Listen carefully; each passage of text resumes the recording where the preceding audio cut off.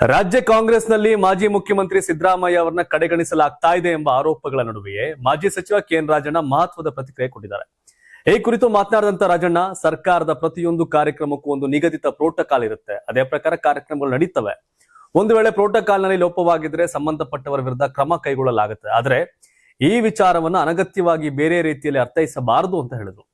ಇದೇ ವೇಳೆ ನಾನು ಯಾರ ನೆರಳಿನಲ್ಲಿಯೂ ರಾಜಕೀಯ ಮಾಡೋನಲ್ಲ, ಯಾರನ್ನು ಅವಲಂಬಿಸಿ ಮುಂದೆ ಬರುವ ಪ್ರಯತ್ನವೂ ಮಾಡೋದಿಲ್ಲ ಅಂತ ಸ್ಪಷ್ಟಪಡಿಸಿದ ರಾಜಣ್ಣ, ಸಿದ್ದರಾಮಯ್ಯ ಅವರನ್ನ ಸೈಡ್ ಲೈನ್ ಮಾಡಲು ಯಾರಿಂದಲೂ ಸಾಧ್ಯವಿಲ್ಲ. ಅವರು ಜನರಿಂದ ಬೆಳೆದು ಬಂದ ಮಾಸ್ ಲೀಡರ್. ಅಂತಹ ನಾಯಕನ್ನ ಹಿಂದೆ ತಳ್ಳುವ ಪ್ರಯತ್ನ ಯಶಸ್ವಿ ಆಗೋದಿಲ್ಲ ಅಂತ ಖಡಕ್ ಆಗಿ ಹೇಳಿದ್ರು. ಇನ್ನು ಸಿದ್ದರಾಮಯ್ಯರನ್ನ ದೂರವಿಟ್ಟು ಪಕ್ಷ ಸಂಘಟನೆ ಮಾಡಬಹುದು ಅಂತ ಯಾರಾದ್ರೂ ಭಾವಿಸಿದ್ರೆ ಅದು ಕಾಂಗ್ರೆಸ್ಗೆ ದೊಡ್ಡ ತಪ್ಪಾಗುತ್ತೆ. ಅವರನ್ನ ವಿಶ್ವಾಸಕ್ಕೆ ತೆಗೆದುಕೊಂಡು ಒಗ್ಗಟ್ಟಿನಿಂದ ಮುನ್ನಡೆದ್ರೆ ಮಾತ್ರ 2028ರ ವಿಧಾನಸಭೆ ಚುನಾವಣೆಯಲ್ಲಿ ಕಾಂಗ್ರೆಸ್ ಮತ್ತೆ ಅಧಿಕಾರಕ್ಕೆ ಬರೋಕೆ ಉತ್ತಮ ಅವಕಾಶಗಳಿವೆ ಅಂತ ಕೆಎನ್ ರಾಜಣ್ಣ ಅಭಿಪ್ರಾಯಪಟ್ಟರು. ಸಿದ್ದರಾಮಯ್ಯನವ್ರನ್ನ ನೆಗ್ಲೆಕ್ಟ್ ಮಾಡ್ತಿದಾರ. ಡಿ ಕೆ ಶಿವಕುಮಾರ್ ಎಲ್ಲದಕ್ಕೂ ಕೇಳ್ತಿರ್ತಾರೆ. ಸಿದ್ದರಾಮಯ್ಯವ್ರ ಮನೆಗೆ ಹೋಗ್ತಾರೆ, ಮಾತಾಡ್ತಾರೆ. ಸಿದ್ದರಾಮಯ್ಯ ಮನೆಗೆ ಹೋಗ್ತಾರೆ, ಮಾತಾಡ್ತಾರೆ. ಸಿದ್ದರಾಮಯ್ಯ ಅವ್ರನ್ನ ಅತ್ಯಂತ ಗೌರವದಿಂದ ಸಿಎಂ ಡಿ ಕೆ ಶಿವಕುಮಾರ್ ನಡ್ಸ್ಕೊತಾ ಇದ್ದಾರೆ.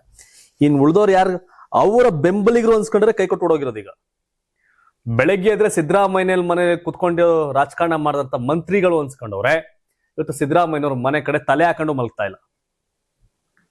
ಹಾಗಾಗಿ ಏನಾರ ಭಿನ್ನಾಭಿಪ್ರಾಯ ಡಿ ಕೆ ಮತ್ತೆ ಸಿದ್ದರಾಮಯ್ಯ ನಡುವೆ ಇದ್ರೆ ಮಾತ್ರ ಸುದ್ದಿ. ಈಗ ಡಿ ಕೆ ಶಿವಕುಮಾರ್ ಸಿದ್ದರಾಮಯ್ಯ ಚೆನ್ನಾಗವ್ರೆ.